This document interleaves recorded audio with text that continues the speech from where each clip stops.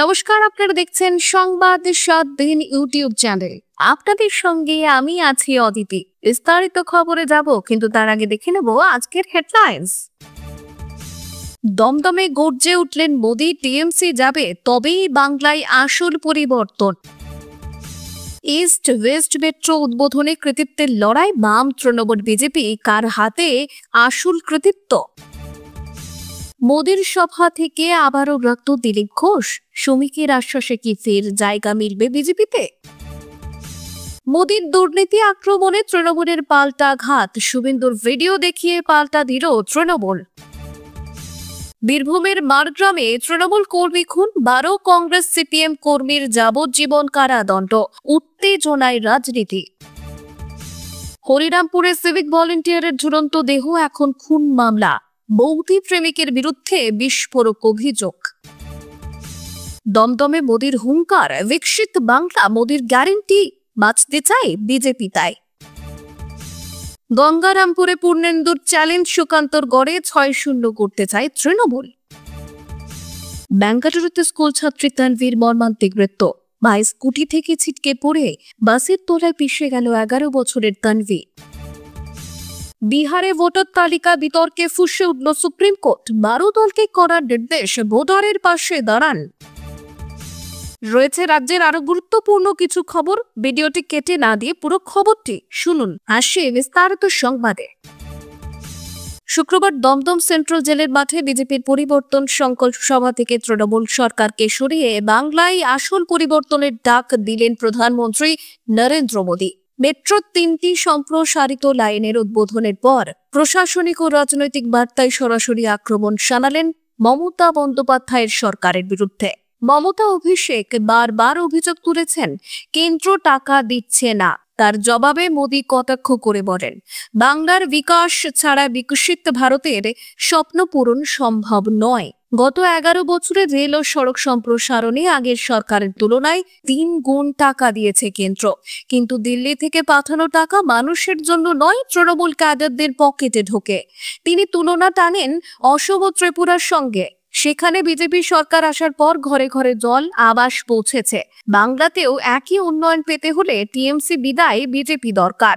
মোদির সাফ বার্তা, বাংলায় সত্যিকারের পরিবর্তন চায়। কংগ্রেস বামের পর মানুষ মামাটি মানুষে ভরসা করেছিল, কিন্তু দুর্নীতি, নারী অত্যাচার, অপরাধের পরিস্থিতি আরো ভয়াবহ রূপ নেয়। যতদিন টিএমসি থাকবে উন্নয়ন আটকে থাকবে।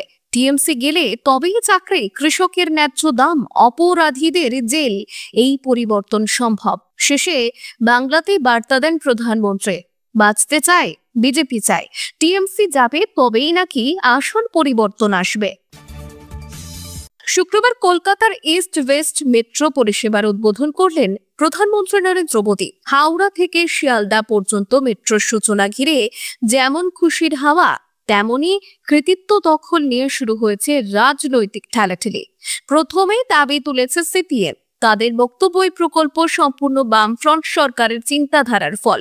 প্রাক্তন মুখ্যমন্ত্রী বুদ্ধদেব ভট্টাচার্যের হাত ধরে 2009 সালের 22শে ফেব্রুয়ারি হয়েছিল ইস্ট ওয়েস্ট মেট্রোর শিলান্যাস।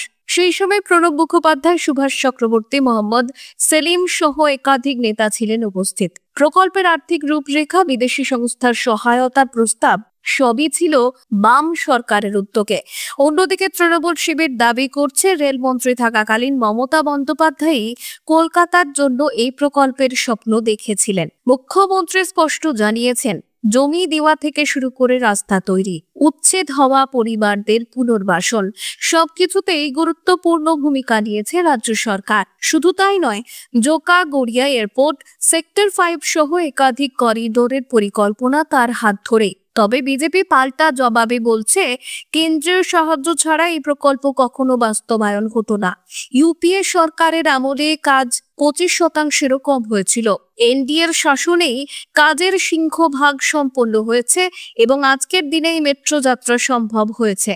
অতএব ইস্ট ওয়েস্ট মেট্রো কেবল একটি পরিবহন প্রকল্প নয়, বরং হয়ে উঠেছে রাজনৈতিক কৃতিত্ব দখলের নতুন যুদ্ধক্ষেত্র। দর্শক, এখন বাজারে অনেক ভুয়ো খবরের চ্যানেল আপনাদের কাছে অনেক ভুলভাল খবর পৌঁছে দেয়, তাই আপনারা সচেতন থাকুন এবং সঠিক খবরের জন্য চ্যানেলটিকে সাবস্ক্রাইব করুন।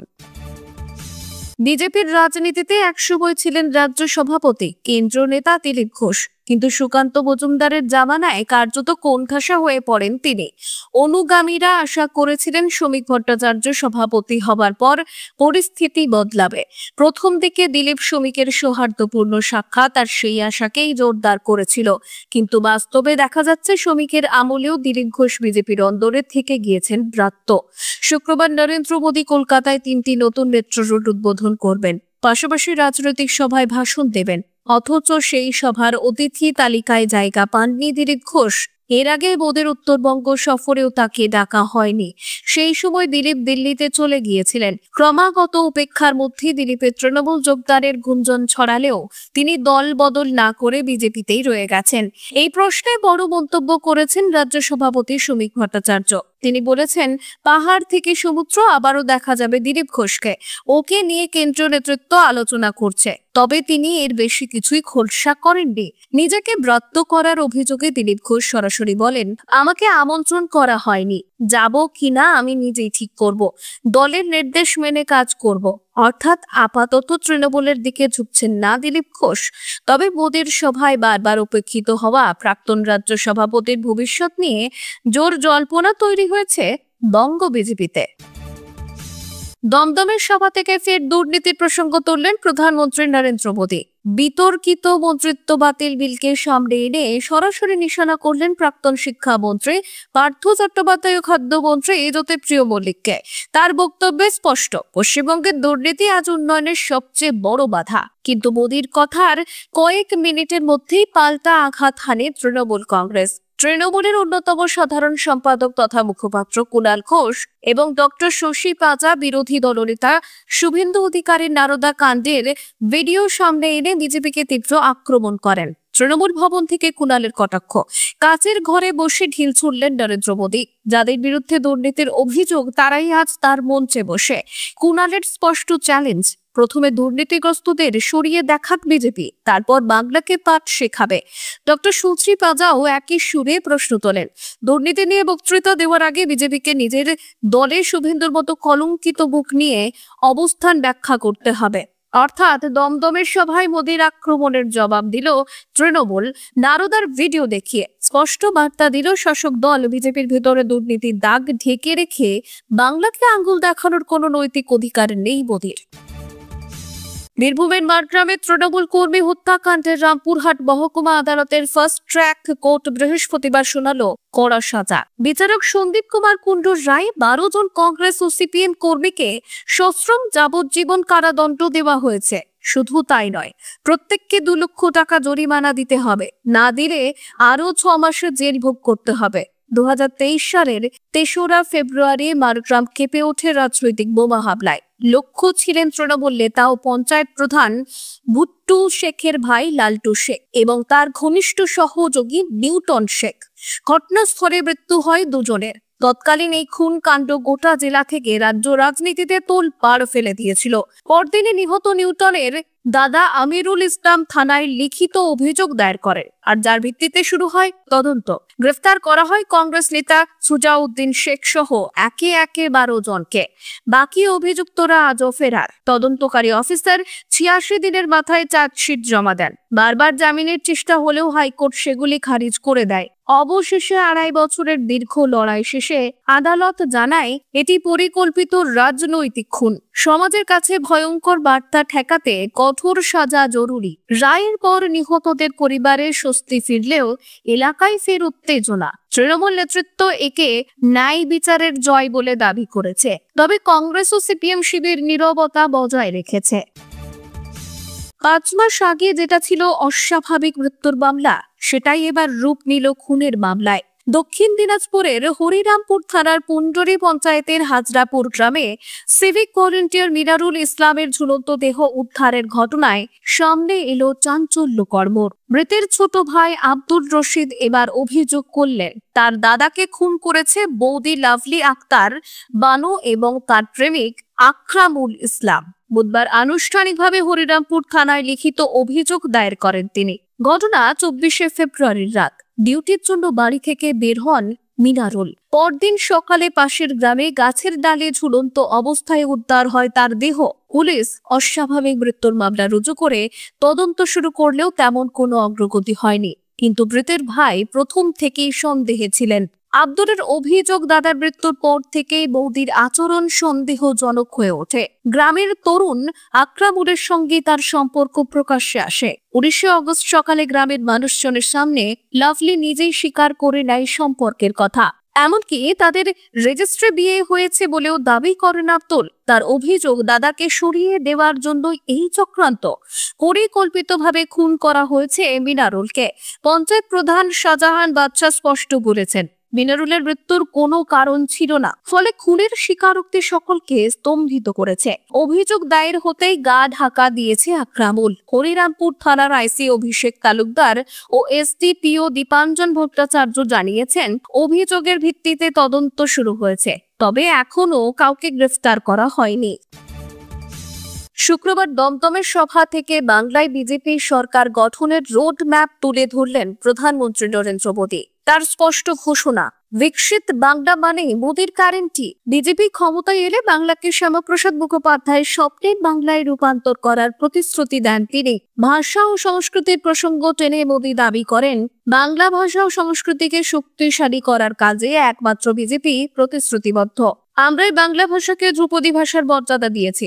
দমদমের মাঠ থেকে তার নতুন স্লোগান, বাঁচতে চাই বিজেপি তাই। তৃণমূলের বিরুদ্ধে তীব্র আক্রমণ শানিয়ে মোদী বলেন, তৃণমূল উন্নয়নের সূত্র, দমদমের মানুষের সাক্ষী। স্মার্ট সিটি মিশনে এই শহরের চেহারা বদলে যেতে পারত, কিন্তু তৃণমূল ইচ্ছে করেই সেই প্রকল্পে যোগ দেয়নি। কেন্দ্রীয় প্রকল্প আটকে রাখা ছাড়া তৃণমূলের আর কোনো কাজ নেই। তিনি স্পষ্ট বার্তা দেন, একবার বিজেপিকে সুযোগ দিন, বাংলার গৌরবময় অতীত আবার ফিরিয়ে আনবো। সভায় ফের উঠে আসে অপারেশন সিন্দুরের প্রসঙ্গ। মোদী বলেন, আমাদের সেনারা সন্ত্রাসবাদীদের এমন শিক্ষা দিয়েছে যে পাকিস্তানের ঘুম উড়ে গিয়েছে, আর সেই অভিযানে ব্যবহৃত হয়েছে দেশের তৈরি অস্ত্র। বাংলার সেনাদের প্রতি কৃতজ্ঞতা জানায়। দমদমের মঞ্চ থেকে মোদীর এই বার্তায় স্পষ্ট, বাংলার পরিবর্তনের একমাত্র বিকল্প বিজেপি, আর উন্নয়নের গ্যারান্টিও কেবল তার হাতে। দক্ষিণ দিনাজপুরে বিজেপির গড় ভাঙতে সর্বশক্তি নিয়ে ঝাঁপাচ্ছে তৃণমূল। বৃহস্পতিবার গঙ্গারামপুরে কিষাণ ক্ষেত মজুর সংগঠনের বর্ধিত কর্মী সভা থেকে রাজ্য সভাপতি পূর্ণেন্দু বসু স্পষ্ট জানালেন, আগামী বিধানসভায় জেলায় 6টি আসনই দখল করবে তৃণমূল। বর্তমানে 3টি আসন বিজেপি, বাকি 3টি তৃণমূলের দখলে। এবার লক্ষ্য সুকান্ত মজুমদারের গড় ভাঙা। পূর্ণেন্দুর বার্তা, বিজেপি কেবল বিভাজনের রাজনীতি করে, প্রতিশ্রুতি দিয়ে তা ভঙ্গ করে। দক্ষিণ দিনাজপুরবাসী সাংসদকে ভোট দিয়েছেন, অথচ জেলার জন্য কোনো কাজ হয়নি। এবার সবাই মিলে এক হয়ে লড়তে হবে, 6 আসনের জয় নিশ্চিত করতে হবে। সভায় উপস্থিত ছিলেন জেলা সভাপতি সুভাষ ভাওয়াল, সভাধিপতি চিন্তামণি বিহা, কুশমন্ডির বিধায়ক রেখা রায় সহ একাধিক নেতা। এই সভা থেকে বিজেপি ও SIR ইস্যুতে সরব হন পূর্ণেন্দু। বার্তা দেন, আগামী ভোটে সংগঠনকে সাংগঠনিকভাবে আরো শক্তিশালী করতে হবে। তবে বিজেপি পাল্টা চ্যালেঞ্জ ছুড়ে বলেছে, তৃণমূল জেলায় কোনো উন্নয়নই করেনি। জেলা সভাপতি স্বরূপ চৌধুরীর বক্তব্য, পূর্ণেন্দুর সব দাবি মিথ্যা প্রচার। বাস্তবতা হলো, আগামী বিধানসভায় তৃণমূল একটিও আসন পাবে না। দক্ষিণ দিনাজপুরে গোষ্ঠী দ্বন্দ্বে জর্জরিত তৃণমূল কি সত্যিই 6-0 করতে পারবে, নাকি বিজেপি ধরে রাখবে সুকান্তর গড়? সময়ই তার উত্তর দেবে। সপ্তাহের শেষ দিনে স্কুলে যাওয়ার প্রস্তুতি সেরে আনন্দে বের হয়েছিল 7ম শ্রেণীর ছাত্রী তানভি কৃষ্ণা। বয়স মাত্র 11, কিন্তু কে জানতো ওই সকালই তার জীবনের শেষ হয়ে উঠবে। বেঙ্গালুরুর ভারতীনগরের কাছে ঘটল এক মর্মান্তিক দুর্ঘটনা। সকাল 8:20 নাগাদ মা ও বোনের সঙ্গে স্কুটিতে স্কুলে যাচ্ছিল তানভি। হঠাৎ নিয়ন্ত্রণ হারিয়ে স্কুটি পিছলে যায়। স্কুটি থেকে ছিটকে পড়ে যায় ছোট্ট তানভি। আর ঠিক সেই সময় পেছন থেকে ধেয়ে আসে BMTCর বাস। মুহূর্তেই তানভিকে চাপা দিয়ে চলে যায়। ঘটনাস্থলে মৃত্যু হয় মিলেনিয়াম স্কুলের 7ম শ্রেণীর এই মেধাবী ছাত্রীর। দুর্ঘটনার পর ভয়াবহ দৃশ্য ধরা পড়েছে সিসিটিভিতে। রক্তাক্ত মেয়ের নিথর দেহ আঁকড়ে ধরে হাহাকার করতে থাকেন তানভীর মা। পাশে দাঁড়িয়ে আতঙ্কে কাঁপছিল ছোট বোন। অথচ আশেপাশে থাকা পথচারীরা দাঁড়িয়ে থেকেও কারোর সাহায্যে এগিয়ে না আসার চিত্র আরো ভয়াবহ প্রশ্ন তোলে। মানবিকতার মৃত্যু যেন আরো বড় আঘাত হানে। পরে ইয়েলহাঙ্কা ট্রাফিক পুলিশ এসে দেহ উদ্ধার করে। ঘটনার তদন্ত শুরু হয়েছে। তানভীর আকস্মিক মৃত্যুতে স্তব্ধ পুরো এলাকা। স্কুলেও নেমে এসেছে শোকের ছায়া। সাধারণ মানুষের ক্ষোভ, রাস্তার বেপরোয়া যানবাহন আর প্রশাসনের উদাসীনতায় প্রতিদিনই ঝরে যাচ্ছে অমূল্য প্রাণ। এবার তার বলি হলো ছোট্ট তানভী, যে আর কোনোদিনও স্কুলের বেঞ্চে বসতে পারবে না। বিহারে ভোটার তালিকা সংশোধন ঘিরে সামনে এলো ভয়াবহ ছবি। খসড়া তালিকায় বহু মানুষের নাম বাদ পড়লেও রাজনৈতিক দলগুলো নীরব দর্শকের মতো চুপ করে বসে আছে। এমনই বিস্ফোরক মন্তব্য শীর্ষ আদালতের। শুক্রবার সুপ্রিম কোর্ট ক্ষোভ উগরে বলল, বুথ লেভেল এজেন্ট নিয়োগ করার পর রাজনৈতিক দলগুলো করছে ঠিক কি? ভোটার তালিকায় গড়বিড় হলে জনগণের পাশে দাঁড়ানোর দায়িত্ব এড়ানো যাবে না। নির্বাচন কমিশনের রিপোর্টে চমকে যাওয়ার মতো তথ্য উঠে এসেছে। কমিশন জানায়, বিহারের কোনো বড় রাজনৈতিক দলই খসড়া তালিকা নিয়ে একটিও অভিযোগ করেনি, অথচ সাধারণ মানুষের মধ্যে ক্ষোভ তীব্র। আদালতের প্রশ্ন, এ কেমন দায়সারা মনোভাব? মানুষের গণতান্ত্রিক অধিকার যেখানে হুমকির মুখে, সেখানে রাজনৈতিক দলগুলো হাত গুটিয়ে বসে থাকতে পারে না। শুধু সমালোচনা নয়, আদালত এবার কঠোর পদক্ষেপ নিল। সরাসরি 12টি রাজনৈতিক দলকে মামলায় অন্তর্ভুক্ত করে দিয়েছে সুপ্রিম কোর্ট। নির্দেশ দিয়েছে প্রতিটি দল তাদের কর্মীদের পাঠাবে মানুষের অভিযোগ জানানোর কাজে সহযোগিতা করার জন্য। ভোটাররা আধার সহ 11 ধরনের নথি ব্যবহার করে অভিযোগ জানাতে পারবেন। সেই প্রক্রিয়া যাতে নির্বিঘ্নে হয়, তার দায়ভারও থাকবে রাজনৈতিক দলের ওপরেই। বিহারে ভোটের আগে এই রায় যে রাজনৈতিক দলগুলোর ওপর তীব্র চাপ সৃষ্টি করবে তা বলাই বাহুল্য। এখন কেবল নির্বাচন কমিশন নয়, আদালতের চোখে রাজনৈতিক দলগুলোকেও জবাবদিহি করতে হবে। প্রকৃত ভোটারদের ভোটাধিকার নিশ্চিত করাই হবে আসল পরীক্ষা। ধন্যবাদ। সংবাদ এখন এই পর্যন্তই। পরবর্তী আপডেটের জন্য আমাদের সঙ্গে থাকুন এবং দেখতে থাকুন সংবাদ 7 দিন।